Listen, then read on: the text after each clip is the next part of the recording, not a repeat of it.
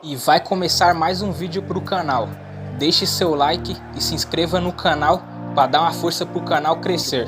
Porque não é toda hora que a gente conversa ao vivo com o quinto técnico com mais títulos no mundo. Ele começou a carreira em 1982 no CSA. São 38 anos de carreira como técnico. Trabalhou em 7 países diferentes: Arábia, Kuwait, Japão, Portugal, Inglaterra, Uzbequistão, China. Conquistou 27 títulos. Com a seleção brasileira, pentacampeão, ganhou a Copa de 2002, ganhou a Copa das Confederações de 2013, com o Kuwait foi campeão da Copa do Golfo.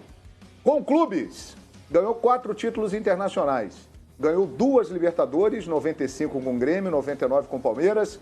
Ganhou a Champions League da Ásia em 2015 e a Recopa Sul-Americana em 1996. Foi 2 vezes campeão brasileiro, 1996 e 2018, campeão no Uzbequistão em 2009, tricampeão chinês, 4 vezes campeão da Copa do Brasil, ganhou Copa do Kuwait, Copa da China. É um currículo vasto, mas que a gente lê com o maior prazer, porque estamos recebendo aqui no Expediente Futebol Luiz Felipe Scolari. Felipão, obrigado pela gentileza e seja muito bem-vindo aqui ao programa, Luiz Felipe.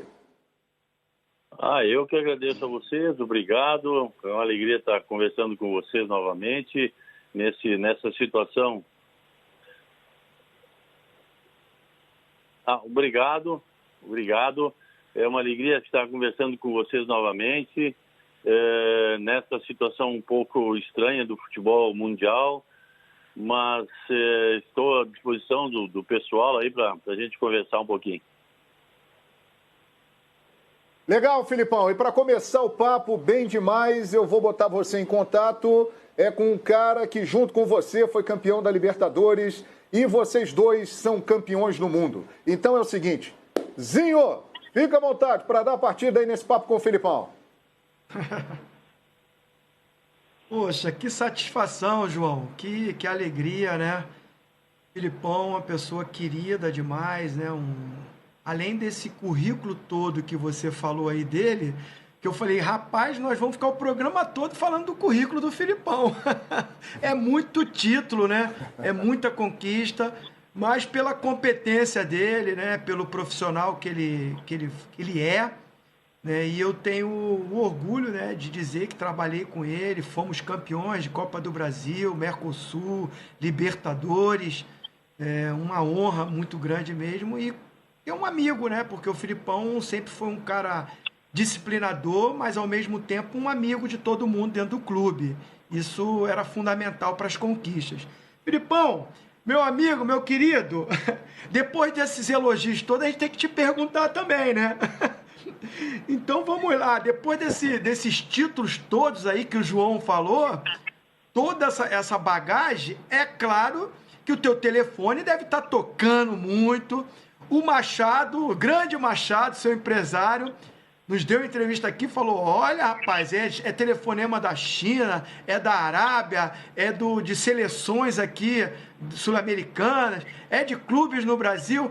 E o Filipão, que eu sei que está vendo o jogo, está revendo o jogo, está estudando, está se preparando, está mais tendencioso para ir para onde, Filipão? Para fora do Brasil ou para ser aqui no Brasil mesmo, treinador novamente? Benzinho, nós estamos... Zinho, é um prazer conversar contigo, uma alegria muito grande. A gente trabalhou junto por muito tempo. Eu tenho visto um ou outro programa em que tu tens a tua participação, estás muito bem, já na tua posição ali no futebol já eras muito bom e agora estás continuando dentro de uma nova área.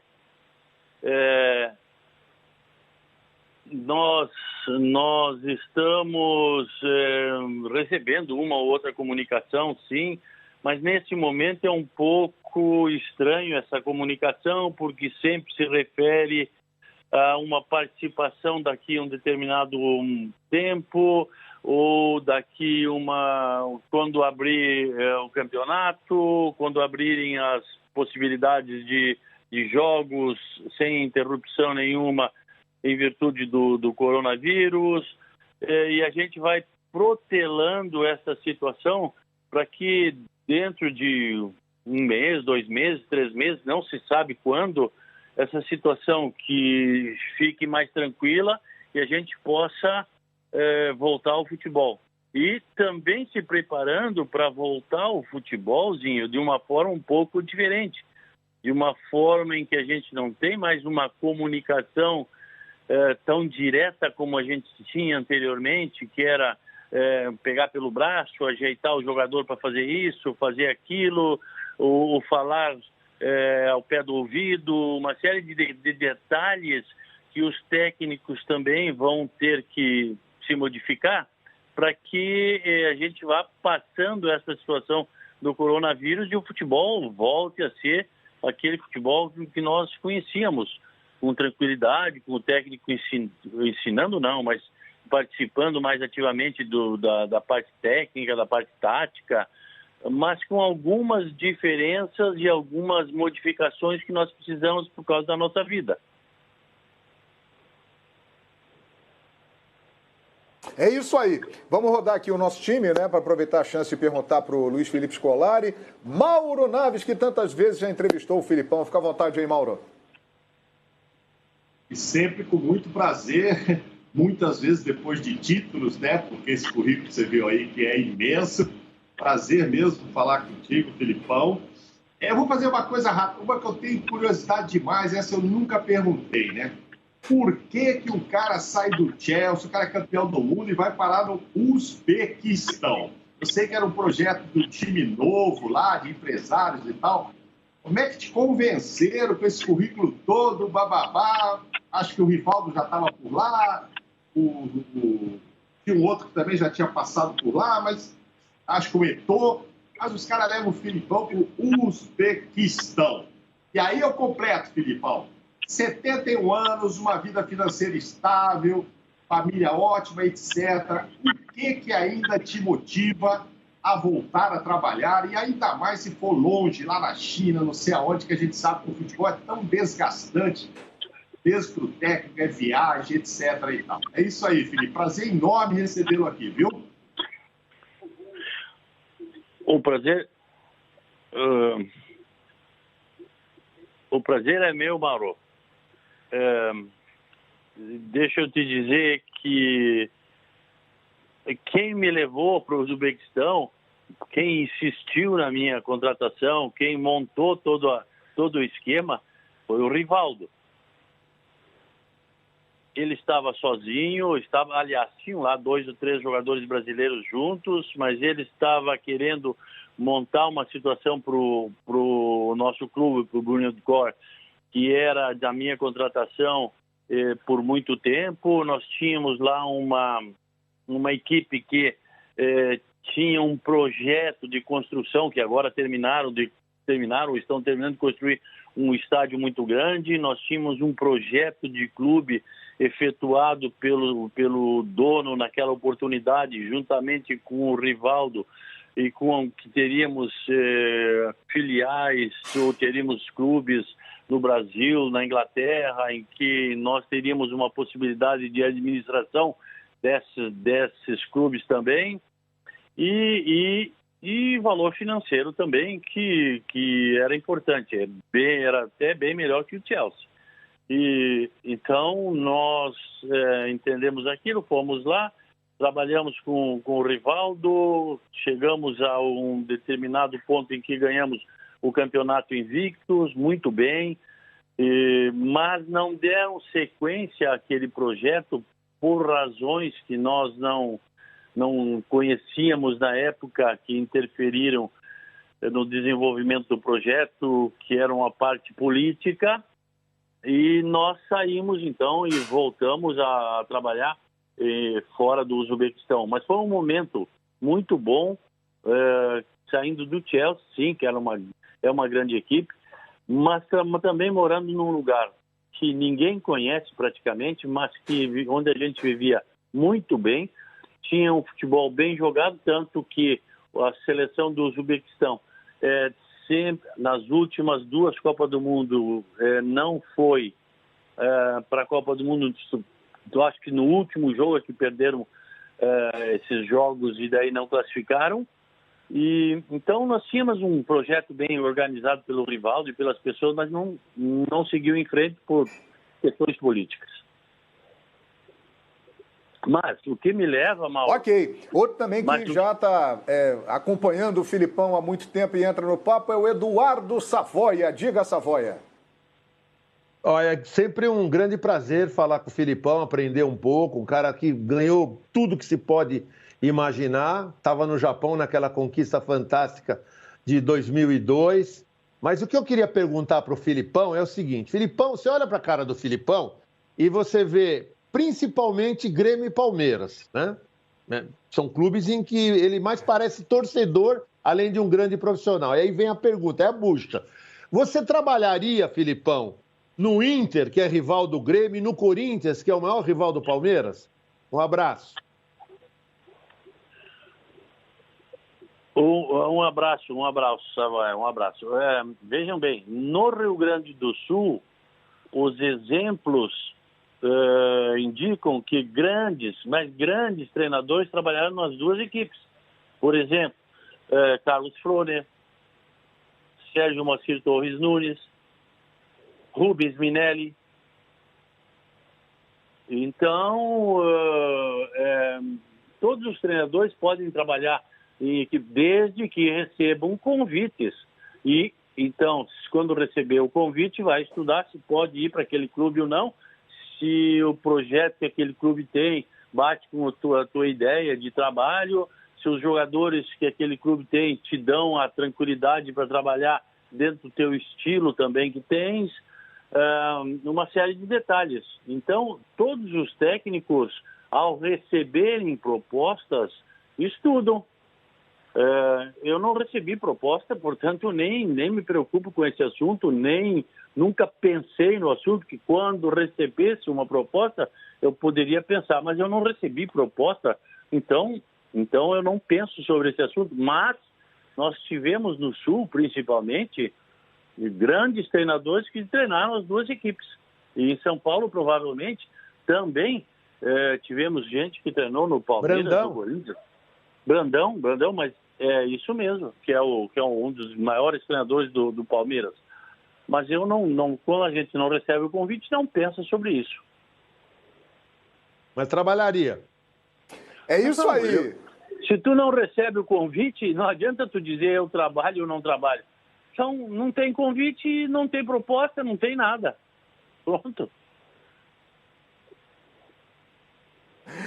Muito bem, estamos aqui ao vivo com o Felipão no Expediente Futebol. Leandro Quesada, quantas entrevistas você já fez com o Felipão, hein, Quesada? E agora mais uma, manda ver, Quesada. É uma honra poder falar com um campeão do mundo, né? Mais um campeão do mundo. A tela tá tremendo aí, ó. 2 campeões do mundo. É um negócio realmente maravilhoso. Felipão, é um prazer falar com o senhor outra vez. Senhor, pelo respeito, né? Obrigado. Inúmeras entrevistas, com certeza.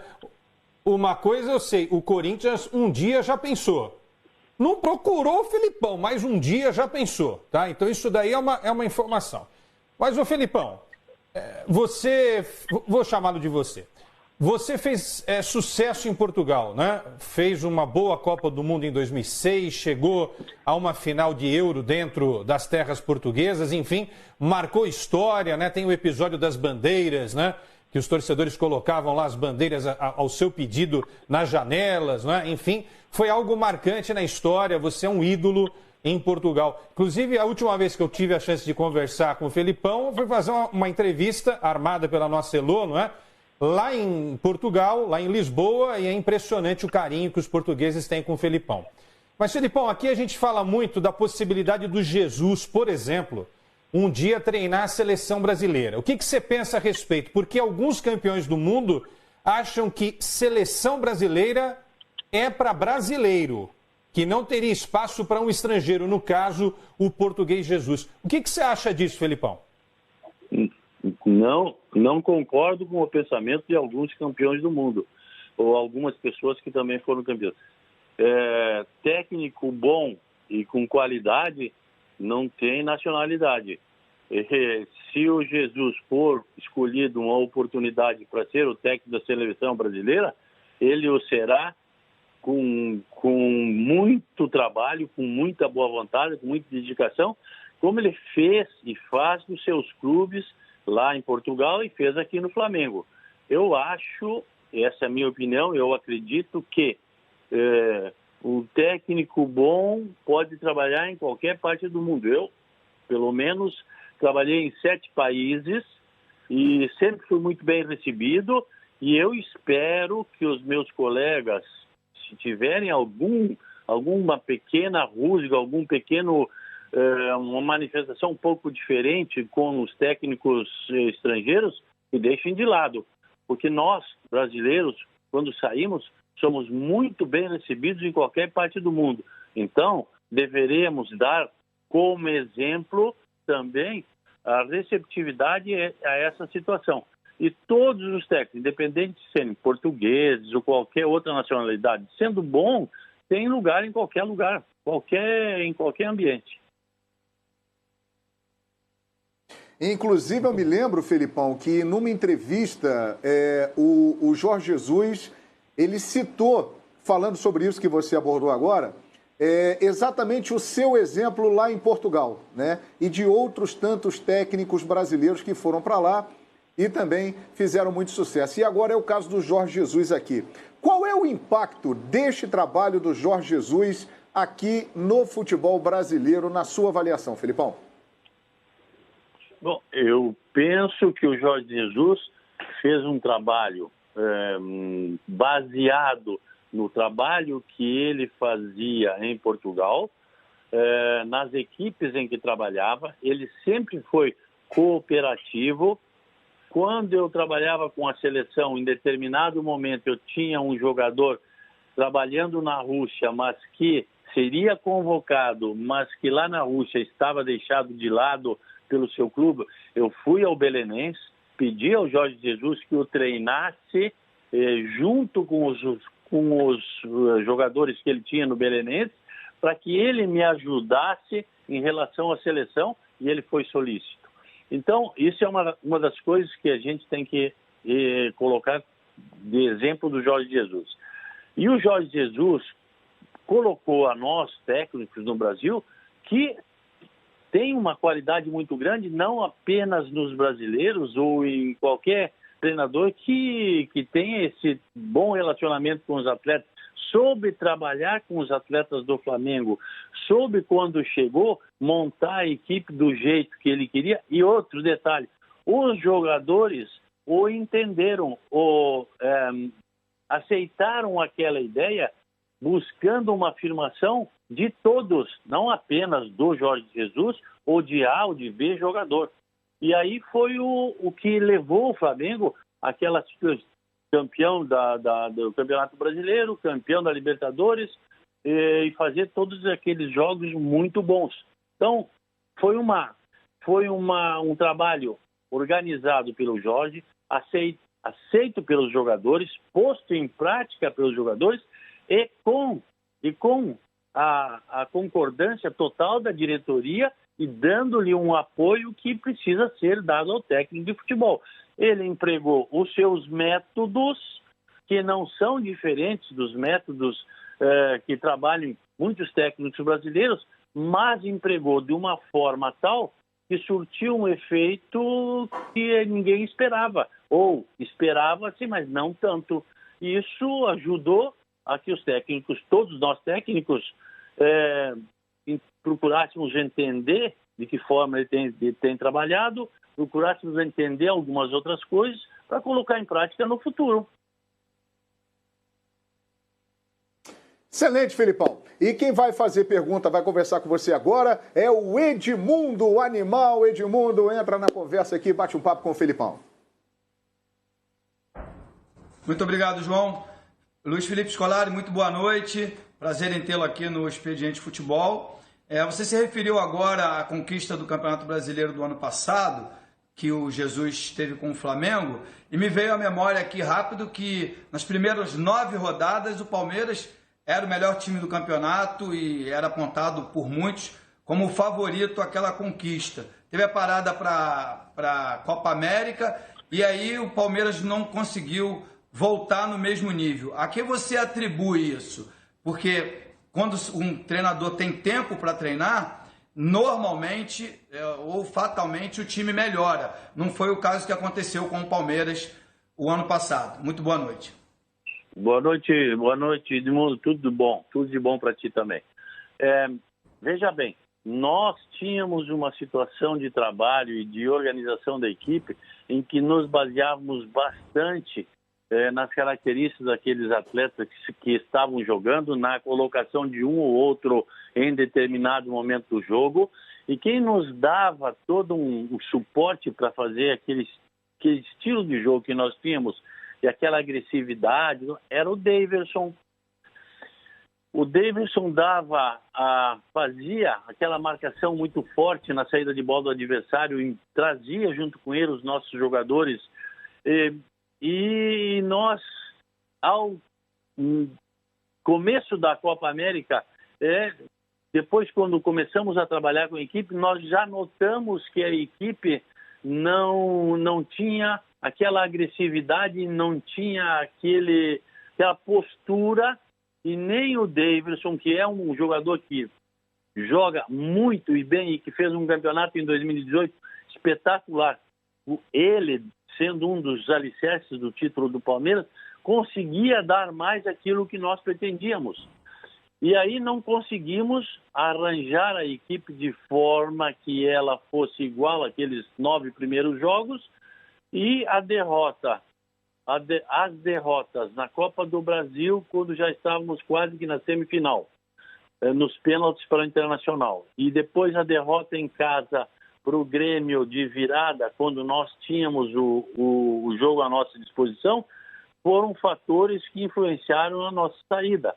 E nós não conseguimos mais, Edmundo, fazer com que aquela equipe jogasse daquela forma. Que jogávamos principalmente desde que chegamos no Palmeiras em 2018. Então, não tínhamos, e as alternativas que nós procurávamos não correspondiam àquilo que nós pretendíamos. Os atletas tentavam, mas não era a mesma coisa. Nós não conseguimos dar a sequência naquele trabalho.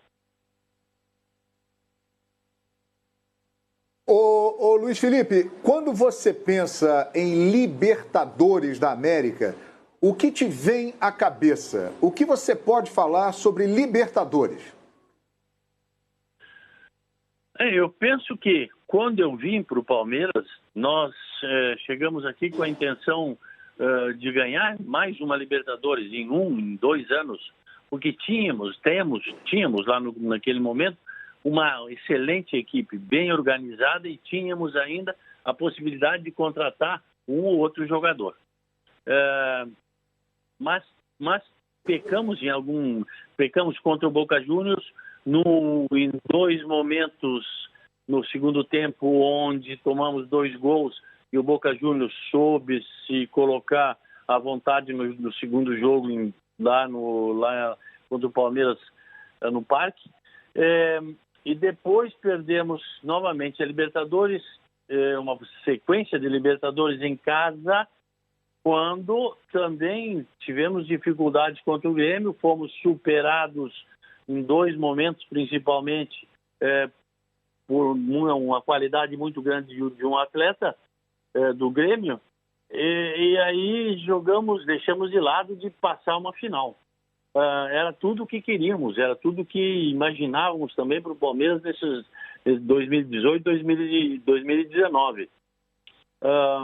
As Libertadores que ganhamos foram Libertadores também um pouco difíceis, conturbados, como é normal. Não se ganha uma Libertadores pensando que é melhor ou vai ser melhor, porque as equipes, principalmente da Argentina, são muito boas. O Zinho lembra muito bem que nós ganhamos aquela Libertadores de 95 nos pênaltis em casa, num sufoco, um último pênalti que o Marcos sai correndo para um canto e a bola vai para o outro, mas vai errada, graças a Deus, nós ganhamos. Mas todas as Libertadores são muito difíceis e nós perdemos essas 2 Libertadores em momentos cruciais por determinadas situações que a gente não conhecia ou conhecia e não conseguimos fazer com que o adversário fizesse errado de tal forma que nós vencêssemos. Nessa sua longa trajetória e marcante de Libertadores, para você, qual foi o grande jogo, o jogo mais marcante, Luiz Felipe? O jogo mais marcante da Libertadores, eu acho que pela história ficará marcado até que o Palmeiras consiga novamente uma Libertadores, foi o nosso jogo final aí, em que nós ganhamos nos pênaltis pelo Palmeiras e com o começo das penalidades, nós, com o nosso melhor batedor, que era o oficial, o Zinho, acertando a trave, e o Marcos caindo nos cantos errados, porque nós havíamos combinado onde é que provavelmente os jogadores iam bater, mas trocaram, e fomos até aquela quarta bola que eu assisti esses dias de novo, e ela deu na trave, passou pelas costas do Marcos, eu acho que a 10 centímetros das costas do Marcos para entrar, e aí depois, no último pênalti, ainda ganhamos. Mas eu acho que essa aí ficou mais marcada como a melhor de todas, embora a gente só tenha ganho 2, né? Uma pelo Grêmio e outra pelo Palmeiras. Mas essa eu acho que vai ser a Libertadores que eu vou me lembrar foi mais difícil, a melhor de todas. Perfeito. E nós temos aqui o privilégio de contar com um personagem que estava junto com você nessa conquista tão marcante. Zinho, de novo, bate um papo aí com o Filipão. O Filipão estava aí falando e eu estava aqui me remetendo lá naquela época, né? Eu também assisti, né, agora esse jogo, que passou novamente contra o Deportivo, né? Lá no Parque Antártica, e a gente fez um jogo maravilhoso. O jogo do time, né, nos 90 minutos foi muito bom. A gente dominou o jogo, criou várias oportunidades, conseguimos o resultado, reverter, ganhamos de 2-1 o jogo. E o Filipão, dentro do jogo, foi muito ousado, né? Porque ele tirou o Arce, colocou o Rogério para lateral direita, para botar mais um atacante, que foi o Evair. Depois ele coloca também no jogo o Euler. A gente ficou com o Oséias, com o Evair, com o Euler. Eu no jogo, eu quase jogando como um volante ali, perto do Sampaio, para a gente tentar resolver a situação logo nos 90 minutos. E quando foi pro pênalti, eu lembro muito bem, o Filipão, você vai ser o primeiro, porque o Evair tinha sido expulso e o Arce saiu do jogo. E eu fui muito confiante para aquela batida, porque no jogo contra o Corinthians, né, Filipão? A gente também eliminou nos pênaltis o Corinthians. Foi mais uma batalha, foi mais uma luta. Concordo com o Filipão que foi uma Libertadores muito difícil. E o título veio com a bola... O Marcão foi o santo, né? Tem a história do Marcão, o santo, o que fazia milagre, mas ele não tocou na bola. E a bola passou por trás dele, como o Filipão falou muito bem. Filipão, eu queria voltar um pouco no tempo também e ir lá na Copa de 2002, porque o pessoal fala hoje que o futebol mudou, que o futebol, muitos treinadores estão modernos. E eu lembro que lá em 2002 você jogava com a seleção com 3 atacantes, Ronaldinho, Ronaldo e Rivaldo. Você jogava com Cafu e Roberto Carlos passando no apoio, com o Kleberson, que não é reconhecido muitas vezes, como um segundo volante que se adiantava, chegava na frente. O que você me diz daquele tempo para hoje? Mudou tanto assim? Você vê essa mudança toda? Zinho, eu não... Eu não vejo tanta mudança assim, eu vejo mudança muitas vezes nas características da equipe, dos jogadores. E tu te lembras muito bem que no nosso Palmeiras de campeão, tu fazias um papel para que o Alex jogasse mais livre. E a gente tinha um trabalho de grupo, que foi esse também trabalho de grupo que a seleção teve em 2002, que alguns jogadores se colocavam mais à disposição da equipe para que outros pudessem fazer o seu jogo normalmente, sem ter uma característica sobrecarregada. E então, lá naquela seleção, quando nós notamos que nós tínhamos uma equipe com qualidade técnica, tínhamos uma parte tática um pouco desequilibrada, porque Cafu e Roberto Carlos passavam a toda hora e não eram jogadores de recompor facilmente. A gente foi montando essa equipe devagar, depois que a gente conseguiu o título, a classificação no Brasil, para ir colocando em prática lá na Copa do Mundo. E hoje eu pego os livros que muitas pessoas têm escrito e coisa e tal, e eu vejo que eles escrevem que nós jogávamos num 3-5-2. Não é verdade. Nós jogávamos com 3 zagueiros, e lembra, tínhamos 3 outros jogadores de meio campo, que era Cafu, Gilberto e Roberto. Tínhamos 3 jogadores que faziam a armação e chegavam à frente, que era Ronaldo, Rivaldo e Kleberson. Rivaldo e Ronaldinho não eram pontas, não eram jogadores que iriam fazer jogadas pelo lado do campo, tanto que não fizeram jogadas pelo lado do campo, fizeram jogadas do meio, da ponta para o meio. Então a gente conseguiu montar pela qualidade, pelo ambiente, por tudo aquilo que a gente tinha naqueles jogadores, uma seleção que muitas vezes jogava num sistema que o pessoal não via ou não entendeu, porque nós tínhamos 3 jogadores sempre defendendo e um quarto jogador ali que era o Gilberto.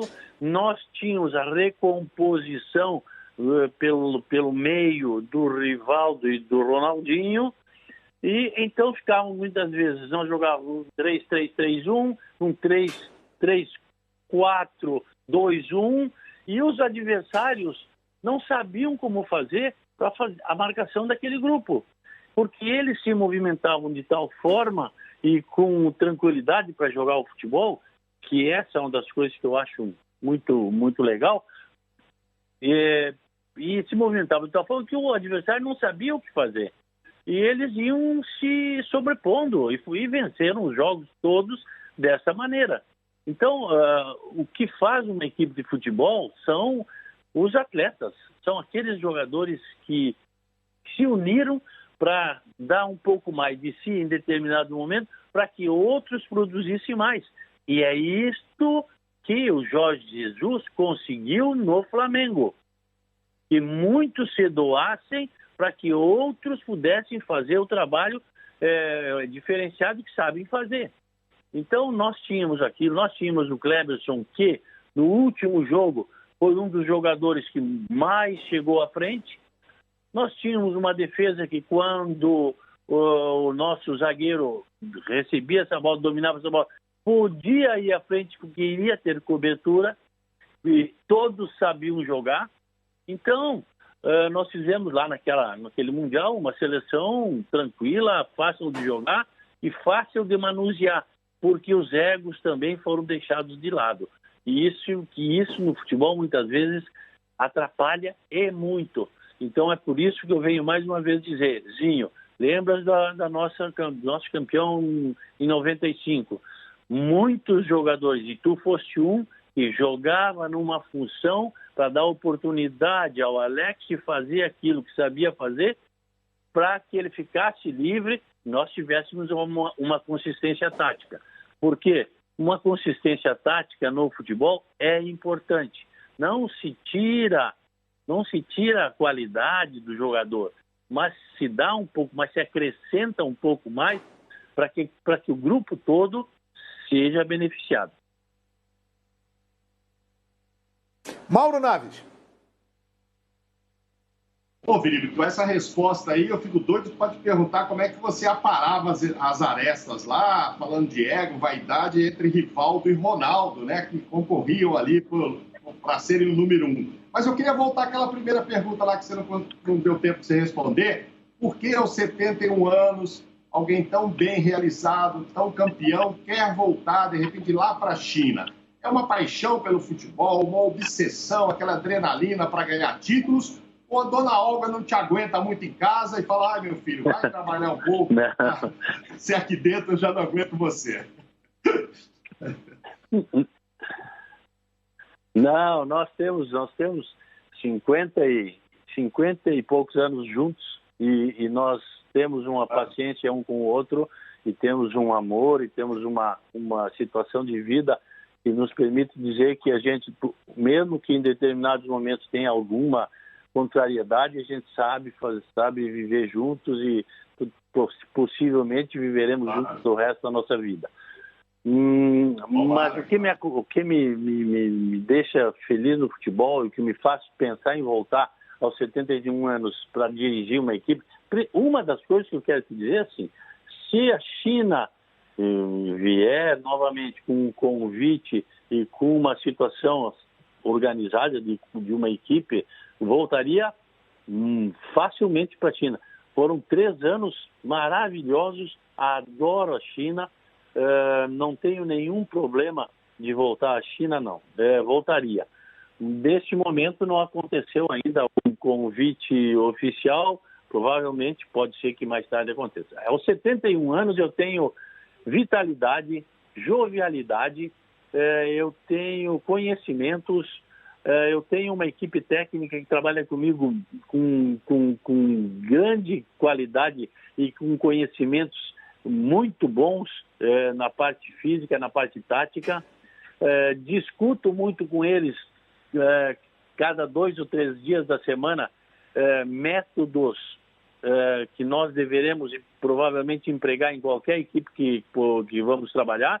Não acho que não deixo de pensar em trabalhar também no Brasil. Pode ser, sim, que eu volte a trabalhar no Brasil numa equipe. Já 2 ou 3 equipes, depois que eu saí do Palmeiras, tentaram a minha contratação, mas por uma razão ou outra não deu certo. Vamos ver o que vai acontecer. Mas eu tenho jovialidade, eu tenho vontade, eu tenho conhecimentos, eu tenho experiência. E isso tudo eu não quero deixar de lado por mais 2, 3 anos. Eu quero aplicar, porque também aplicando isso eu acho que eu estarei muito melhor do que eu já era quando trabalhava há 7, 8, 10, 20 anos atrás. Tá certo. Boa, é isso aí. Eduardo Savoia, por favor, Savoia. Bom, eu queria lembrar que o Cristiano Ronaldo e o Ricardo Quaresma foram convocados pela primeira vez para a seleção portuguesa pelo Filipão, né? E corremos o risco, não sei se ainda corremos, mas de perder o Filipão para o Boca, para o futebol argentino.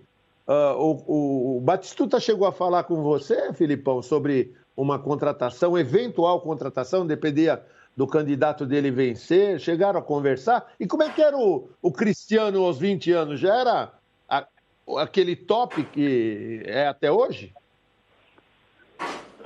Deixa eu te dizer, começo pelo Batistuta. O Batistuta foi muito solícito, muito correto comigo e nós colocamos a situação da seguinte forma: vencendo o candidato, que o Batistuta seria então o diretor de futebol, a gente já estava praticamente acertado de que iria trabalhar no Boca Juniors. Os valores iriam ser discutidos e nós já tínhamos marcado, inclusive, a viagem para Montevidéu, onde nos encontraríamos, mas existia a votação e nós, no caso, a equipe que estava o Batistuta foi derrotada, então aquilo tudo deixou de existir.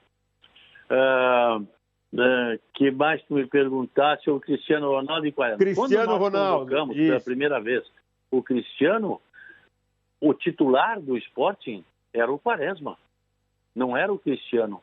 O Cristiano vinha em crescimento. O Cristiano vinha mostrando condições, mas o titular era o Quaresma, que é um tremendo jogador também.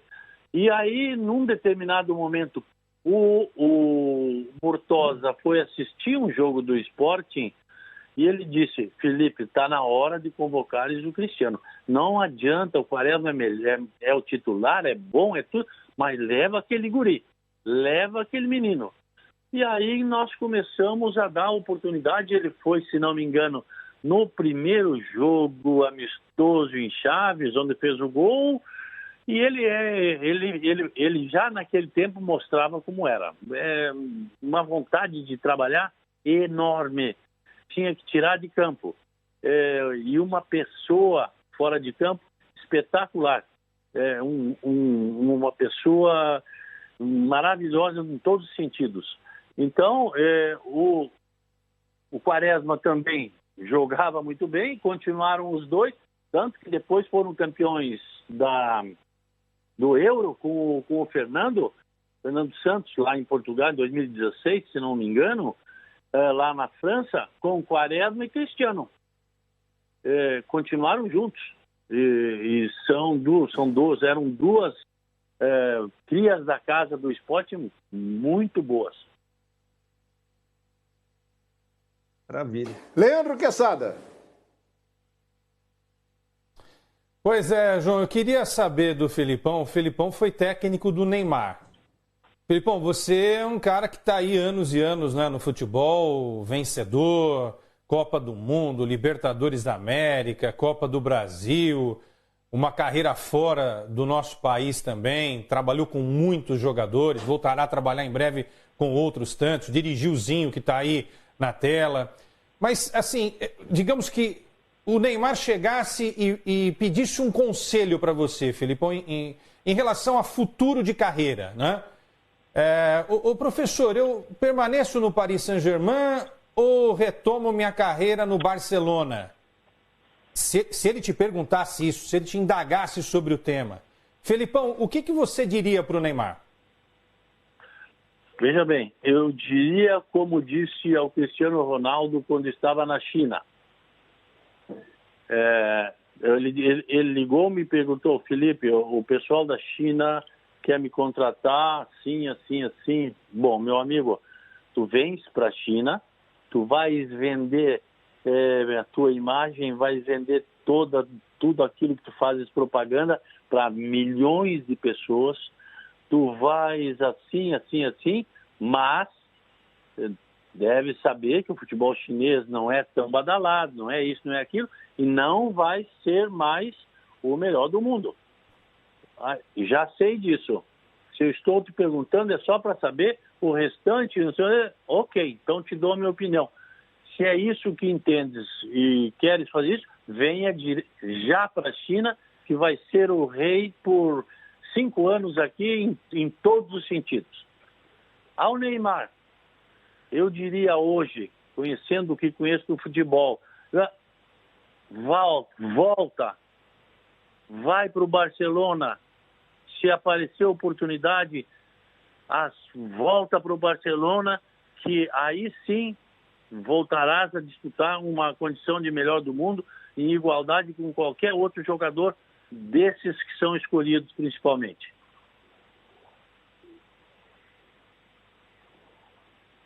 Muito bom.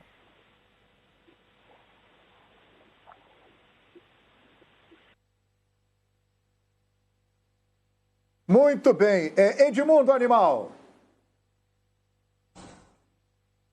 Ok, João, obrigado. Olha, Filipão, ouvindo atentamente tudo isso e vendo que você está em plena forma, disposto a voltar a trabalhar, eu queria fazer uma pergunta simples.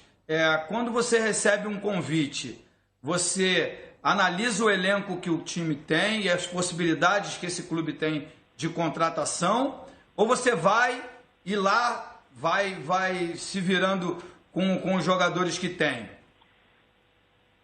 Não, eu analiso, eu vejo quem com quem eu posso contar, quais são os jogadores que nós temos para trazer para o nosso lado e que sejam jogadores de confiança, e se esses jogadores vão me dar o suporte que eu preciso, e também as pessoas que dirigem essa equipe, se elas têm dentro das suas características aquelas qualidades para que eu seja o técnico, para que eu possa ser aquela pessoa de comando e que eles saibam como eu trabalho. Dentro disso, claro, analisa-se também o aspecto valores financeiros, tá?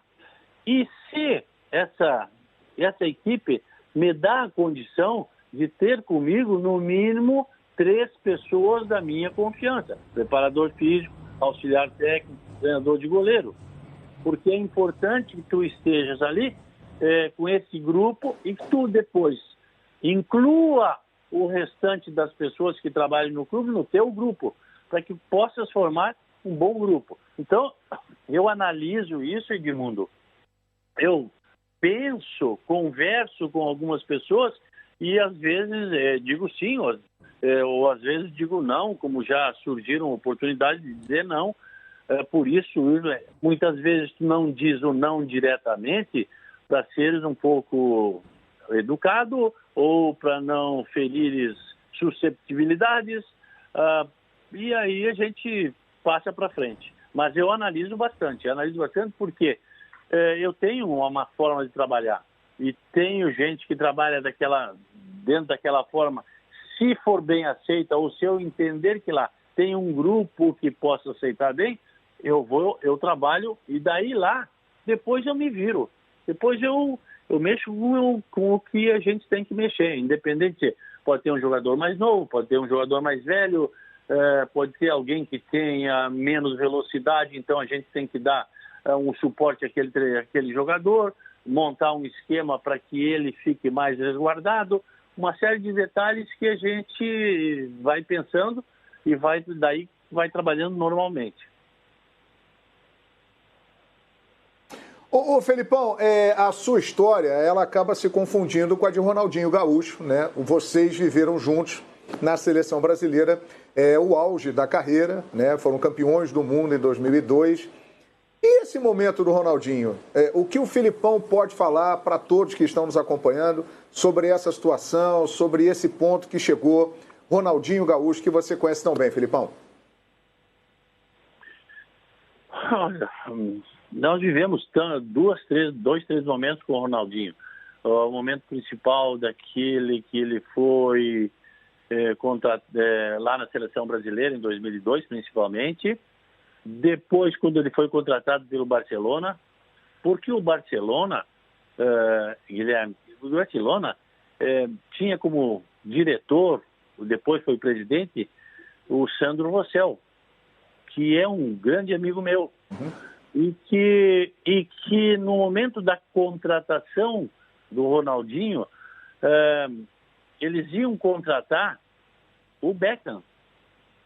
E aí, então, nós conversamos e dizia assim, vai contratar, o Beckham vende 50 milhões de camisas, não, mas queres contratar o Beckham por isso, ou queres contratar o Beckham por ser um jogador de grande qualidade, ou queres contratar um jogador de grande qualidade, jovem? E então nós falamos ao Sandro que esse seria a indicação. E depois seguiu, deu certo, ele foi para o Barcelona. A vida do Ronaldinho mudou um pouco e depois nunca mais eu tive a oportunidade de seguir conversando, ou tendo um ambiente como eu tinha antigamente com o Ronaldinho, já há uns 7, 8, 10 anos atrás, que eu não tenho mais o ambiente assim tranquilo que eu tinha com o Ronaldinho, de conhecimento. Eu sabia de muitas coisas, ou ouvia algumas coisas, compras de algumas coisas em Porto Alegre, situações de vida, mas não tinha um conhecimento completo, por isso eu não sei o que aconteceu realmente na vida do Ronaldinho, mas ele, naquelas oportunidades que nós convivemos juntos, não tinha nada desse Ronaldinho que apresentam aí, ou desse Ronaldinho que está numa situação chata lá no Paraguai. Não tinha. E me parece que mudou um pouco, mas eu não sei se é porque aconteceu alguma coisa com ele lá depois que passou pela seleção, pelo Barcelona, ou se ele quis mudar alguma das suas características como pessoa, não sei. Então eu não posso te dizer, mas que fiquei muito triste, muito chateado e espero que se resolva o mais rápido possível a vida do Ronaldinho e do Assis lá no Paraguai, para que eles possam vir ao Brasil, viver na sua casa e depois responder o processo que tenha que responder ou alguma situação mais tranquila, porque fora do Brasil, como eles estão, não sei se isso aí não será por muito tempo uma situação que eles possam aguentar. É isso mesmo. Olha só, nós temos um tempo combinado aqui com o Filipão, até passamos um pouquinho desse tempo, agradecemos aí a gentileza, né, do Filipão. E para terminar aqui esse nosso bate-papo histórico, né, no Expediente Futebol, Zinho, por favor, a última colocação aqui para Luiz Felipe Scolari, para a gente encerrar essa grande conversa no Expediente Futebol. Bom, primeiro também agradecer ao Filipão, né, uma satisfação imensa recebê-lo aqui no nosso EF, a gentileza dele, agradecer ao Acas, né, que participou junto com a Elô para que o Filipão participasse aqui do programa. Então, o meu agradecimento ao Acas, parceiraço também, mandar um abraço para o Filipão, desejar sucesso nas decisões dele, vai passar isso tudo, vai passar essa pandemia, vamos ver o Filipão novamente atuando como treinador, porque tem muita lenha para queimar. Então, te agradecer, Filipão. E aí eu queria deixar uma última pergunta, ainda voltando lá em 2002, Filipão. Você teve um momento crucial ali de decisão. Você não levou o Romário, uma opção sua, com a sua comissão técnica, e apostou no Ronaldo, fenômeno, que vinha com um problema seríssimo de lesão de joelho, de contusão. Como foi aquele momento, aquela decisão? Hoje é fácil, deu tudo certo, o Ronaldo foi o melhor do mundo. Mas você teve o peito para chegar e decidir, vou levar o Ronaldo e não vou levar o Romário. Como foi isso? Bem, obrigado pela oportunidade, também agradecer a vocês pelo carinho e agradecer a Elô, que foi a mentora desse nosso bate-papo. Aquele momento, nós já vivíamos com esse momento de divisão entre a minha ideia e a ideia de muitas pessoas do Brasil de levar o Romário. Como eu tinha tido uma situação em que eu não fiquei muito feliz, uma colocação de um jogo no exterior em que nós iríamos fazer um amistoso, e aí nós tivemos uma colocação do Romário de que ele estava com problemas de vista e que ele logo em seguida foi com o Vasco, então, e jogou fora do Brasil e não jogou pela seleção. Nós tomamos a decisão de não levar. Me lembro bem que na minha decisão, o que o Ricardo Teixeira disse foi: Felipe, pensas bem, se tu levares e der errado, vai te acontecer isso. Se tu não levares e der errado, vai te acontecer isso. Decida, tu és contratado para isso. Tá bem, vou decidir, e acabei não levando. Confiava bastante porque o Ronaldo, ele tinha uma situação de que ele lá na Inter de Milão, o Héctor Cooper, que era o treinador, me dizia assim: Felipe, pode levar ele 60% inteiro, ele te dá metade do título. Fique tranquilo. Então, eu disse, bom, vou pensar. Doutor Runco, posso levar o Ronaldo? Aí o doutor Runco, Paulo Paixão, fizeram os exames e disseram: eu banco, leva, nós vamos te colocar ele em condições, vamos colocá-lo para ti na melhor forma possível. E o Ronaldo também, na conversa que a gente teve, dizia: professor, eu preciso dessa oportunidade, acredita em mim. Pronto, foi onde a gente levou o Ronaldo. Não esqueçam vocês que eu estou dizendo isso depois que tudo passou, mas que eu venho dizendo isso há muitos anos.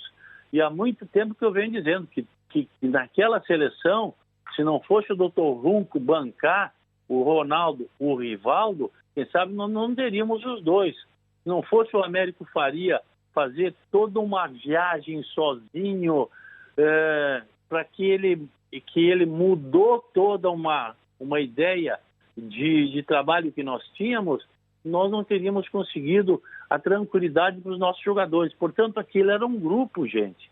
Um grupo, aquele grupo venceu. Então, todos nós ficamos felizes porque trabalhamos em grupo. E aí, respeitamos um ao outro, deu tudo certo. Mas Rivaldo, Ronaldo, bancados pelo Dr. Runco. E eu acreditava no Dr. Runco. Portanto, por isso que a gente continua sendo grandes amigos. E ainda bem que deu tudo certo e o Brasil é penta. Felipão, obrigado pela gentileza aí, por falar conosco e por essa oportunidade que foi maravilhosa. Muita saúde, se cuide também a sua família aí. E obrigado, Felipão. Obrigado a vocês. Obrigado a vocês. Um grande abraço, tudo de bom. Bom vê-los aí também se cuidando, tá? E se cuidem todos nesse Brasil. Muito legal, hein? Que bate-papo maravilhoso com Luiz Felipe Scolari, ao vivo aqui no Expediente Futebol, numa semana especialíssima. E é isso, galera. Esse aqui foi mais um vídeo. Deixe seu like e se inscreva no canal.